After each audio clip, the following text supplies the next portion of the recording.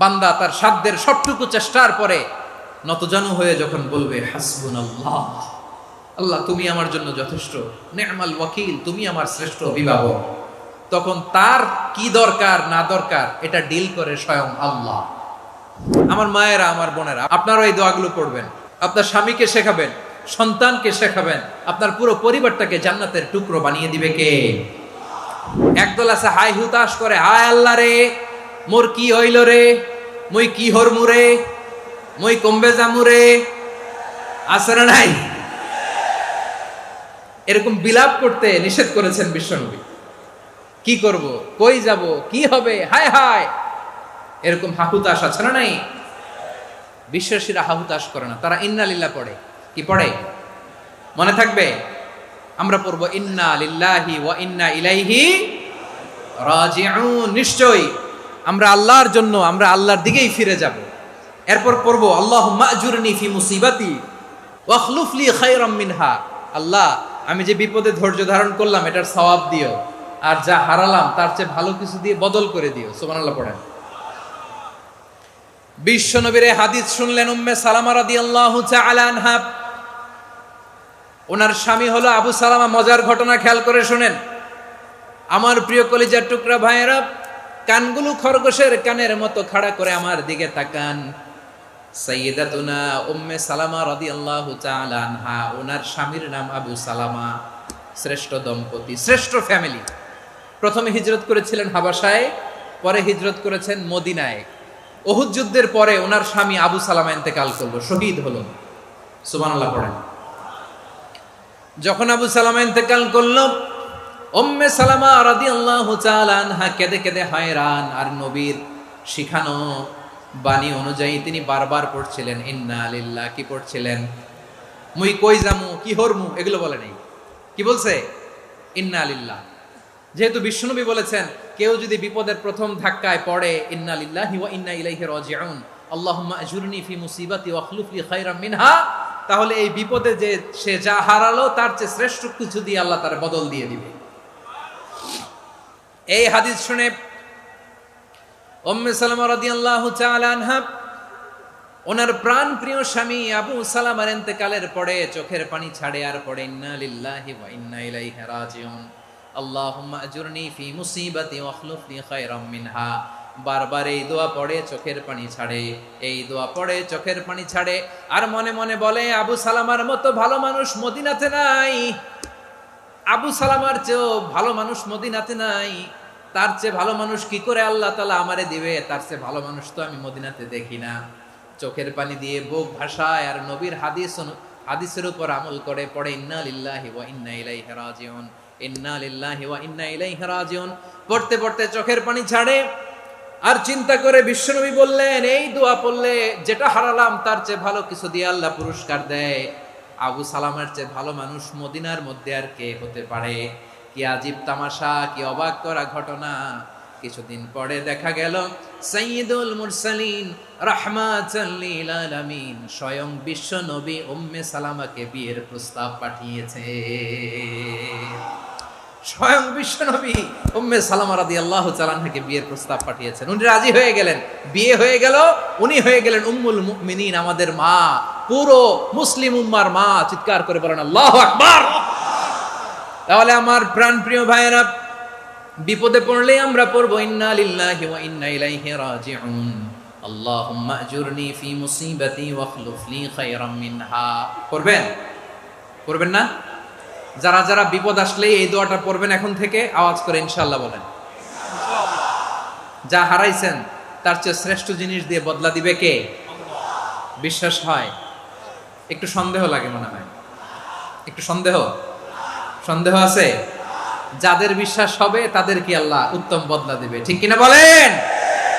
তাহলে বিপদে পড়লেই প্রথমে আমরা এটা পড়ব। দোয়াগুলো যদি এখন মুখস্থ না হয়, এই যে রেকর্ডিং হচ্ছে, পেয়ে যাবেন, কালকেই পেয়ে যাবেন। শুনে শুনে মুখস্থ করবেন। আমার মায়েরা, আমার বোনেরা, আপনাদের জন্য 3টি মাঠের অ্যারেঞ্জমেন্ট করা হয়েছে, আমি জানি। আপনারাও এই দোয়াগুলো পড়বেন, আপনার স্বামীকে শেখাবেন, সন্তানকে শেখাবেন, আপনার পুরো পরিবারটাকে জান্নাতের টুকরো বানিয়ে দিবে কে? তাহলে বিপদ আসলে প্রথমে কি পড়তে হবে এটা জেনে গেলাম। এরপরে বিপদ আসলে নিজেকে কি করে আল্লাহর কাছে সঁপে দিতে হয় এটাও জানার দরকার আছে না নাই? বিপদে প্রথমে ইন্নালিল্লাহ পড়লাম, ধৈর্য ধারণ করলাম, বিপদ থেকে উদ্ধারের সর্বোচ্চ চেষ্টা করলাম। আমার কাজ যখন শেষ তখন আমি আমার এই বিষয়টা আল্লাহর কাছে সঁপে দিব। কার কাছে সুপর্দ করব? কার কাছে? বিপদে বললে কেমন করে নিজেকে আল্লাহর কাছে সঁপে দিতে হয় আসুন সাইয়েদনা ইব্রাহিম আলাইহিস সালামের জীবনী থেকে জানি। আল্লাহর খলিল ইব্রাহিম আলাইহিস সালাম আমাদের মতো সমাজ ব্যবস্থা পায় নাই। আমরা জন্মের পরে আমাদের কানের ভেতরে আজান দিয়েছে কে? একামত দিয়েছে কে? আমাদের বাপ দাদারা আমাদের কানে আজান দিয়েছে কি? দেয় নাই। আমাদের জন্মের পরেই তো আজান, একামত, বাড়ির পাশে মসজিদ, প্রতিদিন আজান, জুমার খুতবা, প্রতি মাসে মাসে তাফসিরুল কোরআন মাহফিল, মসজিদ, মিনারা, অভাব নাই। ঠিক কিনা বলেন? আপনি যেই সুন্দর ইসলামিক এনভায়রনমেন্ট পেয়েছেন, আমাদের ইব্রাহিম খলিল উনিও কি এরকম পেয়েছিলেন? হ্যাঁ, উনি জন্মের পর পরে ওনার কানে আজান দিছে কেউ? আমার প্রিয় ভাইরা, আগা গোড়া একটা শিরকি পরিবেশ উনি জন্মগ্রহণ করেছেন। উনি ছাড়া ওই তল্লাটে একজনও আল্লাহর উপর বিশ্বাসী নাই। কল্পনা করতে পারেন? গোটা তল্লাটে, গোটা দেশে বিশ্বাসী মুমিন, আল্লাহর উপর বিশ্বাস স্থাপনকারী কয়জন? সবাই বলেন কয়জন? বাকি সব মুশরিক। বাকি সব মুশরিক নিজের সাথে নিজে শক্ত বোঝাপড়া করে, অ্যানালজি করে, সেলফ কনভারসেশন করে উনি মহা সত্যের সন্ধান পেয়েছেন। উনি আকাশের তারা দেখে ভাবে মনে হয় এটাই আমার খোদা, পরে দেখে তারা নাই, মনে মনে বলে না তাইলে এটা না। আবার চাঁদ দেখে বলে চাঁদটা বড় মায়া লাগে, মনে হয় এটাই আমার রব, পরে দেখে চাঁদও নাই, কয় না এটা না। এরপরে দ্বিপ্রহরের জলজলে সূর্যটা খা খা করে গোটা পৃথিবীটারে রৌদ্র দিয়ে তাতিয়ে রাখে। তিনি ভাবলেন মনে হয় এটাই আমার রব, কারণ এটাই তো সবচেয়ে বড়। কিন্তু বিকেল বেলা ওই সূর্যটাও যখন চলে যায়, সাইয়েদনা ইব্রাহিম বলে না এটাও তো নাই, আমার খোদা যদি আমারে ছেড়ে চলে যায়, বিপদে পড়লে আমারে উদ্ধার করবে কে? এভাবে নিজের সাথে অ্যানালজি, সেলফ কনভারসেশন করতে করতে করতে তিনি মহা সত্যের সন্ধান পেয়েছেন। সুবহানাল্লাহ পড়েন। সব শেষে তিনি ডিসিশন নিয়ে ঘোষণা দিলেন, ইন্নী ওয়াজ্জাহাতু ওয়াজহিয়া লিল্লাযী ফাতারাস সামাওয়াতি ওয়াল আরদা হানিফান ওয়া মা আনা মিনাল মুশরিকিন। নিশ্চয় আমি এমন সত্তার দিকে মনোনিবেশ করলাম, মুখাপেক্ষী হলাম, যিনি আকাশ বানিয়েছেন, জমিন বানিয়েছেন, আমি মুশরিক নই। সুবহানাল্লাহ। পারতেন? আপনি পারতেন? কেউ নাই, লক্ষ লক্ষ মুশরিক, আপনি একা। ওনার মতো এরকম বিচক্ষণতা দিয়ে আল্লাহরে খুঁজে পাইতে পারতেন আপনি? কি নবী ছিল, আল্লাহকে খুঁজে পেয়েছে। যখন আল্লাহর ইবাদত শুরু করলো, এই কথা ছড়ায় পড়লো চারদিকে। নমরুদ সাইয়েদনা ইব্রাহিমকে ডেকে পাঠালেন। নমরুদ বলে, ইব্রাহিম তুমি নাকি মূর্তির পূজা না করে কোন নতুন রবের ইবাদত করো, কে তোমার রব? সাইয়েদনা ইব্রাহিম বললেন, রব্বি আল্লাযী ইউহয়ী ওয়া ইউমীত, আমি এমন রবের ইবাদত করি যিনি জীবন দেন, যিনি মৃত্যু দেন। নমরুদ বলে, তাই নাকি? তোমার রব জীবন দেয়, মৃত্যু দেয়? আর এটা তো আমি দেই, আমিও তো জীবন দেই, আমিও তো মৃত্যু দেই। সাইয়েদনা ইব্রাহিম বললেন, কেমন করে তুমি জীবন দাও, মৃত্যু দাও, একটু দেখাও তো। নমরুদ জেলখানা থেকে দুজন কয়েদিকে ডেকে আনলো। কয়েদি এনে অর্ডার করলো, একটাকে এখনই শিরোচ্ছেদ, হেড অফ, ডেথ পেনাল্টি, মৃত্যুদণ্ড দেয়া হলো। ফিনকি দিয়ে রক্ত বেরোলো। নমরুদ বলে, দেখো দুজনকে ধরে আনলাম, একজন কয়েদিকে দিলাম ডেথ পেনাল্টি, মৃত্যুদণ্ড, ওরে মৃত্যু দিলাম। আরেকজন যে দাঁড়িয়ে আছে, চাইলে ওরেও আমি মৃত্যুদণ্ড দিতে পারি, কিন্তু না, ওরে আমি দিব না, ওরে আমি বাঁচায় দিলাম, ছেড়ে দিলাম, মানে জীবন দিলাম। দেখো ইব্রাহিম, তোমার চোখের সামনে একজনরে মৃত্যু দিলাম, আরেকজনরে জীবন দিলাম। আপাত দৃষ্টিতে তাই তো, একজনরে তো জীবন দিল, আরেকজনরে মৃত্যু দিল। সাইয়েদনা ইব্রাহিম এবার বিপাকে পড়ে গেলেন। কিন্তু এক একজন নবীকে আল্লাহ এমন উইজডম, বিচক্ষণতা দিয়ে এই জমিনে পাঠিয়েছেন। মুহূর্তের মধ্যে আল্লাহর খলিল ইব্রাহিম বললেন, فإن الله يأتي بالشمس من المشرق فأت بها من المغرب فبهت الذي كفر। আল্লাহর খলিল ইব্রাহিম বললেন, নমরুদ বুঝলাম তুমি জীবন দাও, মৃত্যু দাও, দেখলাম, কিন্তু আমার রব, আমার আল্লাহ প্রতিদিন সকালবেলা উষা লগ্নে ওই পূর্ব দিগন্ত থেকে সূর্যটাকে উদিত করেন, সাঁঝের বেলা, বিকেল বেলা, কুথুরি লগ্নে, সন্ধ্যা বেলা ওই দ্বিপ্রহরের জল জলে সূর্যটাকে পশ্চিম দিগন্তে ডুবিয়ে দেন। মানে সকালবেলা পূর্ব দিক থেকে উদিত করা সূর্যটাকে পশ্চিম দিকে বিকেলে তিনি ডুবিয়ে দেন। তুমি যদি পারো ওই সূর্যটাকে পশ্চিম দিক থেকে উদিত করে পূর্ব দিকে ডুবিয়ে দাও। সুবহানাল্লাহ পড়বেন না? দেখেন, ইনস্ট্যান্ট ইন্টেলেক্ট, মুহূর্তে বিচক্ষণতা, উইজডম কাকে বলে? নমরুদ পারবে? নমরুদের বাপ পারবে? ওর 14 গোষ্ঠী, গোটা বিশ্বের সব ক্ষমতাধর রাষ্ট্রনায়করা একসাথে হলে পারবে? ফাবুহিতাল্লাযী কাফার, পারে নাই, ব্যর্থ হয়েছে। এবার তেলে বেগুনে জ্বলে উঠেছে, রেগে মেগে আগুন বলে ফালকুহু ফিল জাহিম। ওর সাথে তর্ক নাই, না পেরে এবার এটারে আগুনে ফেলা। বিশাল বিশাল গাছ কেটে লাকড়ি এনে আগুনের কুণ্ডলি বানানো হলো, দাও দাও দাও দাও করে আগুন জ্বলে।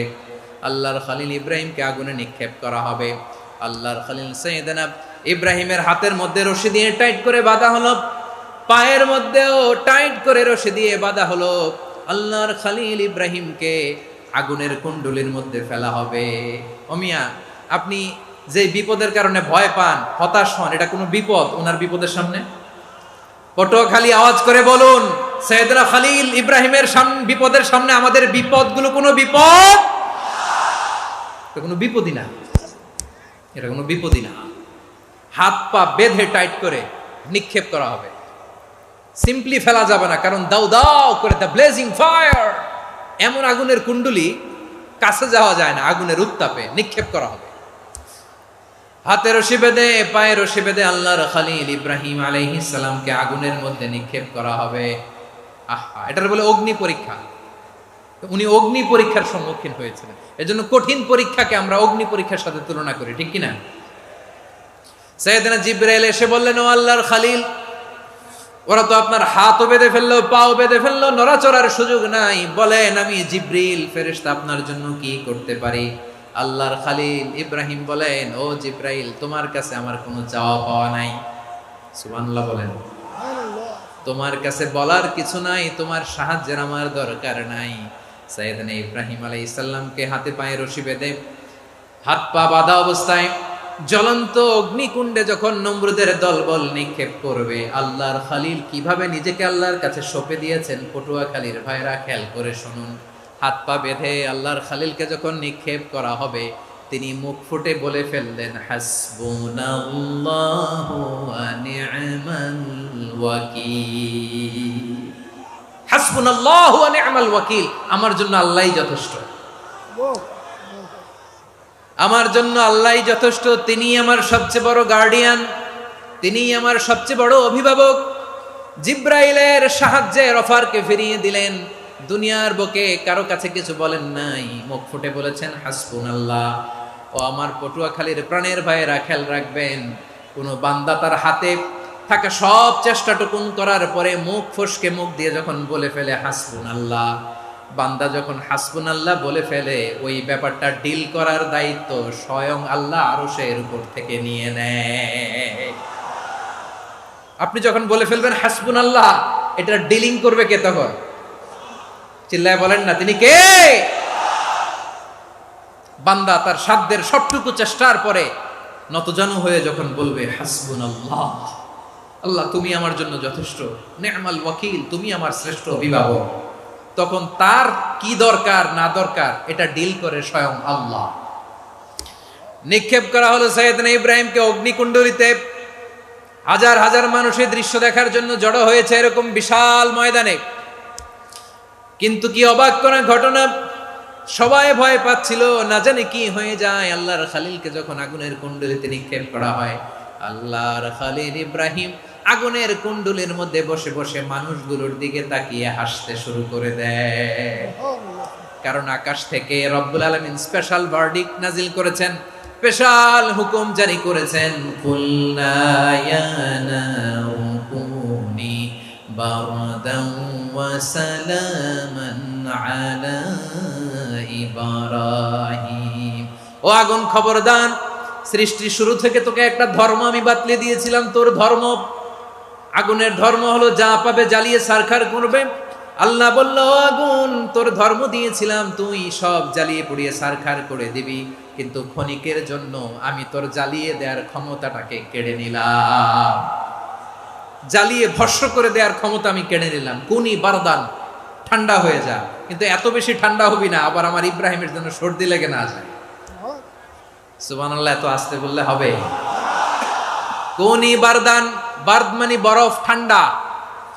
ঠান্ডা হ, কিন্তু এত ঠান্ডা হবি না যাতে আমার ইব্রাহিমের কষ্ট হয়। আগুন বলে, আল্লাহ একবার বললাম ঠান্ডা হ, আবার বলো এত ঠান্ডা হবি না যাতে খালিলের সর্দি না লাগে। কেমন ঠান্ডা হব, কেমন এনভায়রনমেন্ট তৈরি করে দেব বলো। আল্লাহ বললেন, সালামান আলা ইব্রাহিম, আমার খলিল, আমার কলিজা, আমার ইব্রাহিমের জন্য তুই জান্নাতের গুল বাগিচা হয়ে যা। ও ভাই, নবী মুসার মতো ঈমান হলে রাস্তা হবে সাগর জলে, নবী ইউসুফের মতো ঈমান হলে একে একে দরজা খোলে। নবী ইব্রাহিমের মতো ঈমান যদি আজও থাকে বিদ্যমান, অগ্নিকুণ্ডে দেখতে পাবে খুবসুরতে ফুল বাগান। কুলনা ইয়া নারু কুনি বারদান ওয়া সালামান আলা ইব্রাহিম। বান্দা যখন মুখ দিয়ে বলে হাসবুনাল্লাহ, আমার আল্লাহ আমার জন্য যথেষ্ট, এই বলে যখন নিজেকে সঁপে দেয়, তার কি লাগবে ওই দায়িত্ব স্বয়ং নিয়ে নেয় কে? সবাই বলেন, স্বয়ং নিয়ে নেয় কে? তাহলে আমার প্রিয় ভাইরা, বিপদের শুরুতেই আমরা বলবো ইন্না লিল্লাহ। শুরুতে কি বলবো? এরপরে যেই বাক্যটা পড়ে নিজের পরিস্থিতিকে আল্লাহর দরবারে সঁপে দিব, সেটা হচ্ছে হাসবুনাল্লাহ। সেটা কি? বিষ্ণু বলেন, লা ইয়াজালু লিসানুকা রাতাবান মিন যিকরিল্লাহ। সব সময় আল্লাহর স্মরণ দিয়ে, জিকির দিয়ে জিহ্বাটারে সিক্ত রাখো। আর শয়তানু জাসিমুন আলা কলবি ইবনে আদম, শয়তান বনি আদমের কলবে খামচি মেরে বসে থাকে। ফাইদা যাকারাল্লাহ খালাসা, মানুষ যখন আল্লাহর স্মরণ করে জিকির করে, শয়তান দৌড়ে পালায়। ওয়া ইদা গাফালা ওয়াসওয়াসা, যখনই বনি আদম গাফেল হয় তখনই শয়তান তার হৃদয়ে ওয়াসওয়াসা দেয়। এজন্য বিপদে পড়লে ইন্না লিল্লাহ, নিজের সব টুকুন করার পরে, নিজের রোল প্লে করার পরে নিজেকে আমরা কি বলে সঁপে দিব? সবাই বলেন, সবাই বলতে হবে। আর জোরে বলেন, মনে থাকবে? বিপদে পড়লে প্রথমে ইন্না লিল্লাহ, এরপরে নিজেকে যখন সঁপে দিব তখন হাসবুনাল্লাহ।